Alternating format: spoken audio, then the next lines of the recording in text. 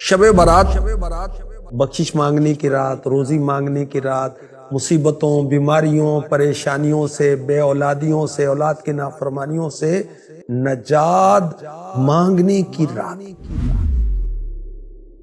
اس کے بارے میں اللہ کے حبیب صلی اللہ علیہ وآلہ وسلم نے فرمایا، جب شعبان المعظم کی 15ویں رات شب برات آئے تو اس میں عبادت کرو، دن میں روزہ رکھو۔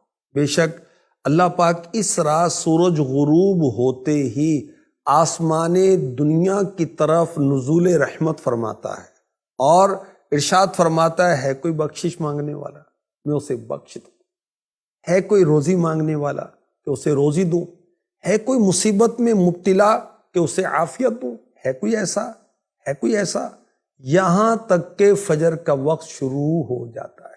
شب برات کے 6 نوافل کے بارے میں کچھ عرض کرتا ہوں۔ امیر المؤمنین پہلی صدی کے مجدد حضرت سیدنا عمر بن عبدالعزیز رحمۃ اللہ تعالی علیہ ایک مرتبہ شعبان المعظم کی نصف رات یعنی 15ویں رات یعنی شب برات عبادت کر رہے تھے۔ آپ نے جب سر اٹھایا تو ایک سبز پرچہ ملا جس کا نور آسمان تک پھیلا ہوا تھا۔ اس پر پتہ کیا لکھا ہوتا؟ هذه براءة من النار من الملك العزيز لعبده عمر بن عبد العزیز، خدائے مالک و غالب کی طرف سے یہ جہنم کی آگ سے آزادی کا پروانہ ہے جو اس کے بندے عمر بن عبد العزیز کو عطا ہوا ہے۔ تو شب برات عبادت کی رات، شب برات نوافل کی رات، دعاؤں کی رات، نماز کی رات، کثرت درود کی رات، اپنے گناہوں کو یاد کر کے اس کی معافی مانگنے کی رات۔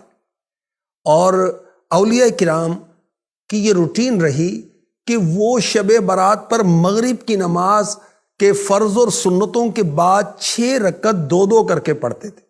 پہلی 2 رکعتوں میں یہ نیت، یا اللہ ان 2 رکعتوں کی برکت سے مجھے درازی عمر بالخیر عطا فرما۔ پھر 2 رکعتوں میں یہ نیت فرمائیں، یا اللہ ان 2 رکعتوں کی برکت سے بلاؤں سے میری حفاظت فرما۔ پھر 2 رکعت پڑھنی ہے تیسری مرتبہ، اس میں کیا نیت ہوگی؟ یا اللہ ان 2 رکعتوں کی برکت سے مجھے اپنے سوا کسی کا محتاج نہ کر۔ نوافل پڑھنے کا طریقہ کیا ہے؟ ان 6 رکعتوں میں سورہ فاتحہ کے بعد جو چاہیں وہ صورتیں پڑھ سکتے ہیں، چاہیں تو ہر رکعت میں سورہ فاتحہ کے بعد 3 بار قل هو اللہ شریف یعنی سورہ اخلاص مکمل پڑھ لیں، تو انشاءاللہ ہر رکعت میں ایک قرآن پڑھنے کا ثواب، 3 مرتبہ سورہ اخلاص پڑھنے سے ایک قرآن کی تلاوت کے برابر ثواب ملتا ہے۔ اچھا، ہر 2 رکعت کے بعد 21 بار 21 ٹائم قل هو اللہ احد پوری سورت پڑھنی ہے، اور پھر سورہ یاسین، یعنی یہ کر لیں یا یہ کر لیں یہ بھی آپشن ہے، اور دونوں کریں یہ بھی آپشن ہے، اور یہ زیادہ بیسٹ ہے۔ اچھا، یہ بھی ہو سکتا ہے کہ ایک اسلامی بھائی بلند آواز سے سورہ یاسین شریف پڑھے، بقیہ خاموشی کے ساتھ سنیں، اور یاد رکھیں کہ سننے والا اس دوران زبان سے سورہ یاسین بلکہ کچھ بھی نہیں پڑھے گا۔ جب قرآن کریم بلند آواز سے پڑھا جائے تو جو لوگ سننے کے لیے حاضر ہیں ان پر فرض عین ہے کہ چپ چاپ کان لگا کر سنیں۔ انشاءاللہ الکریم شب برات شروع ہوتے ہی ثواب کا انبار لگ جائے گا۔ ہر بار سورہ یاسین کے بعد دعائے نصف شعبان بھی پڑھیے۔ دعائے نصف شعبان جو ہے آقا کا مہینہ، امیر اہل سنت کا رسالہ جو ہے اس پر آپ دیکھ سکتے ہیں۔ اللہ کے حبیب صلی اللہ علیہ وآلہ وسلم نے فرمایا، جس نے عیدین یعنی عید الفطر اور عید الاضحیٰ کی رات اور شعبان معظم کی 15ویں رات یعنی شب برات عبادت میں جا کر گزاری، اس دن اس کا دل نہیں مرے گا جس دن لوگوں کے دل مر جائیں گے۔ آخری نبی مکی مدنی صلی اللہ علیہ وآلہ وسلم نے فرمایا، میرے پاس جبریل امی علیہ السلام آئے اور کہا، یہ شعبان کی 15ویں رات ہے، اس میں اللہ پاک جہنم سے اتنوں کو آزاد فرماتا ہے جتنے بنی کلب کی بکریوں کے بال ہیں، مگر مشرک اور عداوت کیا مطلب ہے؟